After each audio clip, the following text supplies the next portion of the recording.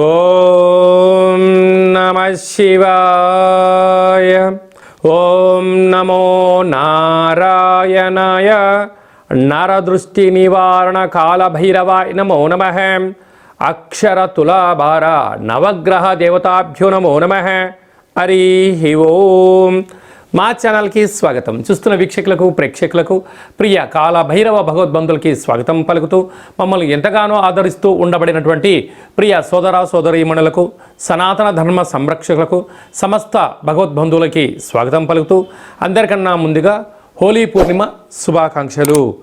1/3/2025 నుండి 15/3/2025 వరకు పుట్టినటువంటి వారందరికీ కూడా ముందస్తుగా జన్మదిన శుభాకాంక్షలు. గతంలో వివాహం చేసుకున్న వారికి వివాహ వార్షికోత్సవ శుభాకాంక్షలు. ద్వాదశ రాశుల్లో గ్రహ గమనాన్ని వీక్షింపచేద్దాం. వృషభ రాశిలో దేవగురు బృహస్పతి సంచార స్థితి, మిథున రాశిలో కుజ భగవానుడు సంచార స్థితి, కన్య రాశిలో కేతు భగవానుడు సంచార స్థితి, కుంభరాశిలో ఏడాది తర్వాత రవి మరియు శని భగవానుడు యొక్క సంచార స్థితి, మీనరాశిలో బుధుడు శుక్రుడు రాహు సంచార స్థితితో ద్వాదశ రాశుల్లో గ్రహ గమనాలు ఈ విధంగా ఉన్నాయి. కన్యరాశి వారికి హోలికా పూర్ణిమ సందర్భంగా దోష ప్రభావాన్ని ఎలా తొలగించుకోవాలి, ఐశ్వర్యానికి ఎలా స్వాగతం పలకాలో ఈ వీడియోలో సవివరంగా సంపూర్ణంగా తెలుసుకుందాం. కన్యరాశిలో ఏ నక్షత్రాలు వస్తాయి అనగా ఉత్తరా నక్షత్రంలోని 2, 3, 4 పాదాలు, హస్తా నక్షత్రంలోని 4 పాదాలు, చిత్తా నక్షత్రంలోని 1, 2 పాదములు కలిపితే కన్యరాశి. చాలామందికి పుట్టినటువంటి కాల సమయంలో డేట్ ఆఫ్ బర్త్ సక్రమంగా లేని కారణం వలన పేరు యొక్క మొదటి అక్షరాన్ని అనుసరిస్తూ ఆ రాశిని తెలుసుకునే ప్రయత్నం చేద్దాం.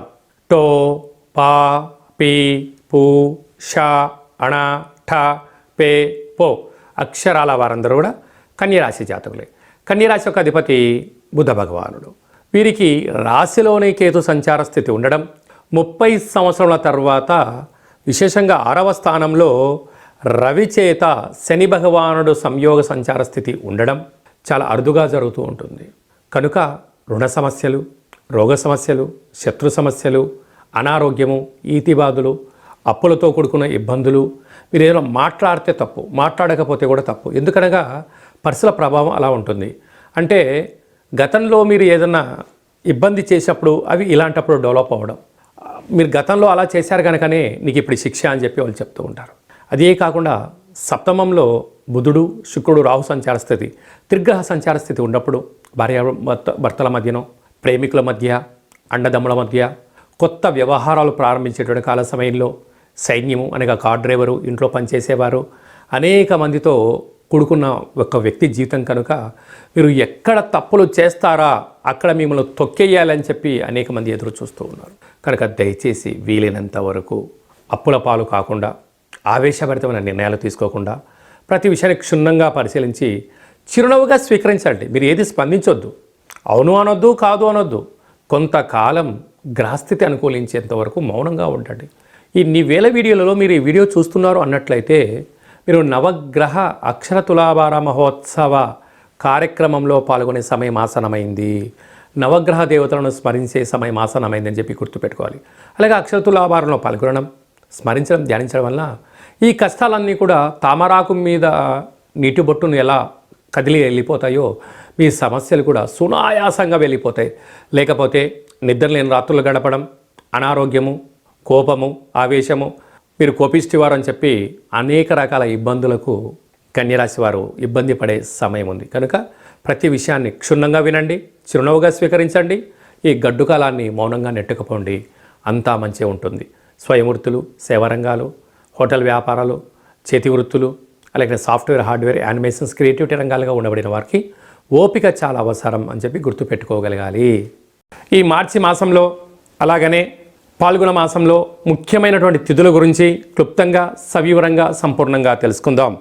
6వ తారీఖున 3వ నెల 2025వ తారీఖున అక్షయ కాల భైరవాష్టమి.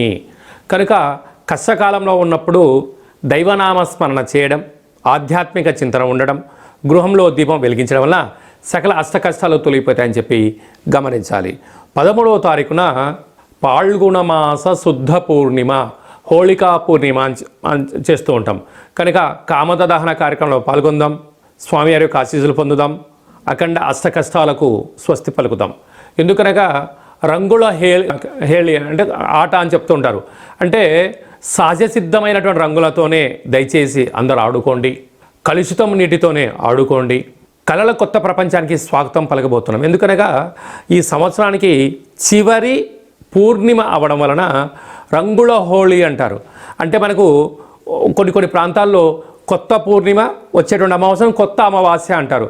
అంటే పాతదనానికి వీడుకోలు పలుకుతూ కొత్తదనానికి స్వాగతం పలుకుతూ ఉంటూ ఉంటాం. అందుకే మనం అందరము కూడా రంగులతో అలంకరించుకొని ఆడుకొని ఈ పాత సంవత్సరంలో అంటే తెలుగు సంవత్సరాల్లో ఈ జ్ఞాపకాలంతనూ కూడా మధుర స్మృతులను గుర్తుపెట్టుకుంటూ పడ్డ అష్టకష్టాలకు స్వస్తి పలుకుతూ అష్టైశ్వర్యానికి రాబోయే కాలంలో స్వాగతం పలకాలని రంగులతో ఆటలాడుకొని మంచి కొత్త సంవత్సరానికి స్వాగతం పలుకుతాం. కనుక ఆడుకునేటువంటి వారందరూ కూడా దయచేసి సహజసిద్ధ రంగులతోనే ఆడుకోండి, కలుషితం లేని జీవనాన్ని పొందండి. ఎందుకనగా చాలా ప్రాంతాల్లో స్కిన్, హెయిర్, కళ్ళు ప్రాబ్లం అయిన సందర్భాలు కూడా చాలా ఉంటున్నాయి. దయచేసి ఎవరు కూడా పండగ పూట బాధపడకూడదు అనేటువంటిది మన సనాతన ధర్మం. అందరూ క్షేమంగా ఉండాలి, అందరూ ఆరోగ్యంగా ఉండాలి. పాత సంవత్సర పూర్ణిమకు వీడుకోలు పలుకుతూ కొత్త ఉగాది పండుగకు స్వాగతం పలుకుతూ కనుక మనమందరం కూడా వీలైతే శ్రీ రమా సాహిత్య సత్యనారాయణ స్వామి వ్రత పూజ కార్యక్రమంలో పాల్గొనడం, దత్తాత్రేయ స్వామి యొక్క దర్శనం, శివాలయంలో పూజా కార్యక్రమం, కాళభైరవ హోమంలో పాల్గొనడం వలన సకల అష్ట కష్టాలన్నీ తొలగిపోయి కొత్త సంవత్సరానికి స్వాగతం పలకబోతున్నాం. అందరికీ శుభం, జయం, లాభాన్ని భైరవ స్వామి ఆశించాలని కోరుకుందాం. అది కాకుండా ఇంకనూ మనం విజయం సాధించగలగాలి అని అంటే ఏం చేయాలో అనేది మీకు ఒకసారి చూపిస్తాను. ఈ యొక్క పాత్ర కంచు పాత్ర అంటారు. మనకు రాసులు 12 ఎలా ఉంటాయో 12 యొక్క రాసులను ఇందులో అచ్చు వేయడం జరుగుతుంటుంది. ఈ పాత్రను మనం ఇంట్లో ఉంచుకొని ప్రతిరోజు ఉదయం పూజ చేసిన తదనంతరము, సూర్య నమస్కారం చేసిన తదనంతరము ఇలా శబ్దం చేస్తే ఓంకార శబ్దం రావడం జరుగుతుంది.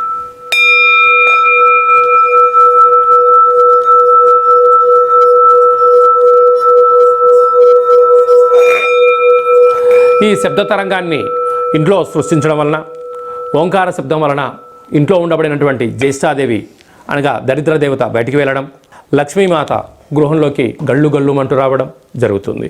కనుక ఈ కాళభైరవ స్వామికి అక్షయపాత్ర, కాళభైరవ స్వామికి పిరమిడ్లు, డాలరు, కంకణము మీకోసం ప్రత్యేకంగా కాళభైరవ హోమాన్ని చేయించి వీడియో కాల్ ద్వారా చూపించి 27 రకాల వస్తువులతో దిష్టి తీయించడం జరుగుతుందని చెప్పి కూడా గమనించాలి. అలాగే మనం నవగ్రహాల చేత బాధపడే వాళ్ళమందరము కూడా ఓ చిన్న రెమెడీ పరిహార కార్యక్రమాన్ని కూడా ఏర్పాటు చేయడం జరుగుతుంది. కళౌ వెంకటేశ్వర అంటారు. అంటే కలియుగ కాలంలో వెంకటేశ్వర స్వామిని స్మరించిన, ధ్యానించిన యోగదాయకం అని చెప్తారు.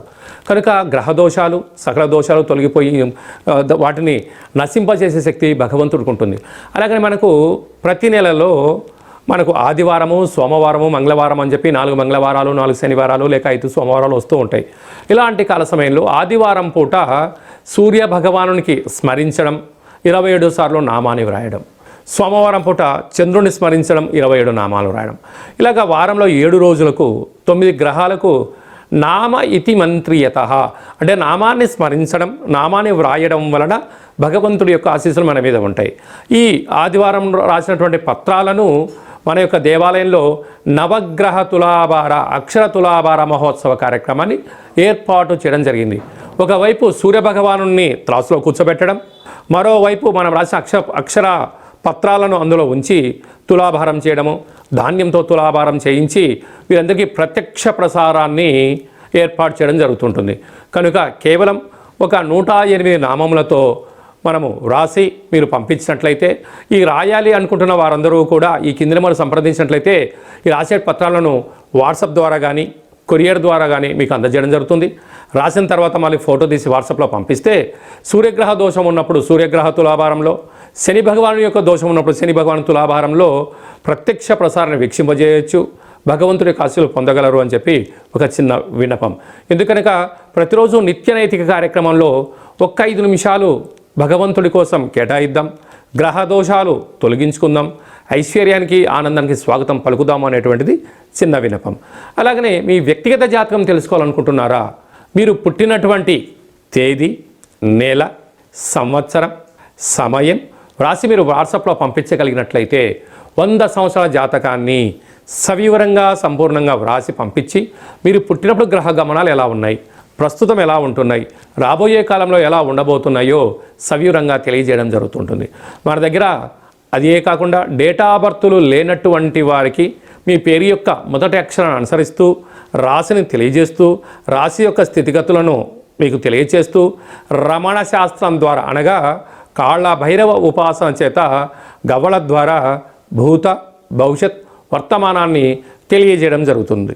అలాగే పుట్టినటువంటి పిల్లలకు ఆధ్యాత్మికమైన నామాలు ఎలా పెట్టాలో మీరు ఏమైనా సతమతమవుతుంటే ఆ పుట్టినటువంటి సమయాన్ని రాసి పంపించినట్లయితే ఆధ్యాత్మికమైన నామాలను కూడా మీకు రాసి పంపించడం జరుగుతుంది. అలాగనే ప్రేమికుల మధ్య విభేదాలు కానీ, భార్యాభర్తల మధ్య ఆటంకాలు కానీ, స్వల్పంగా ఉన్నప్పుడు చిలికి పెద్దగా చేసుకొని పోలీస్ స్టేషన్లు గొడవలు అంటూ విడిపోయే పరిస్థితి అలాగా తెచ్చుకోకుండా సమస్య ఎందుకు వస్తుంది, వాటిని నివారించడం ఎలా అనే విషయాన్ని తెలుసుకున్నట్లయితే మనం సంపూర్ణమైనటువంటి స్వామివారి యొక్క సేవలో ఆధ్యాత్మిక చింతనగా ఉంటూ దైవనామాన్ని స్మరించడం వలన మిమ్మల్ని అద్భుతమైనటువంటి ఈ కష్టాలకు స్వస్తి పలికి ఐశ్వర్యం స్వాగతం ఎలా పలకాలో తెలియజేయడం జరుగుతుంది. కనుక ఆసక్తి గలవారు ఈ కింద మంది అపాయింట్మెంట్ తీసుకొని సంప్రదించగలరు. అందరికీ శుభం, జయం, లాభం జరగాలని కోరుకుంటూ కొత్త పూర్ణిమకు స్వాగతం పలుకుతూ ఈ సంవత్సరానికి విడుకోలు పలుకుతూ రంగుల హోళీ శుభాకాంక్షలు మరొకసారి అందరికీ ఆశీర్వచనం. శతమానం భవతి శతాయు పురుష సతేంద్రియ ఆయుష్యేవేంద్రియే ప్రతిష్టతి. ధనం ధాన్యం బహుపుత్రలాభం శత సంవత్సరం దీర్ఘమాయు. సర్వే జనా సుఖినో భవంతు. లోకా సమస్తా సుఖినో భవంతు. సర్వం నవగ్రహ దేవత అక్షరతులాభార దేవతార్పణమస్తు. హరి ఓం.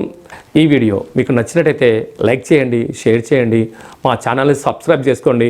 మేము చేస్తున్న ఆధ్యాత్మిక వీడియోలు అందరికన్నా ముందుగా మీరు వినాలి అనుకుంటున్నట్టయితే ఆలనా బటన్ తెలియచేయండి.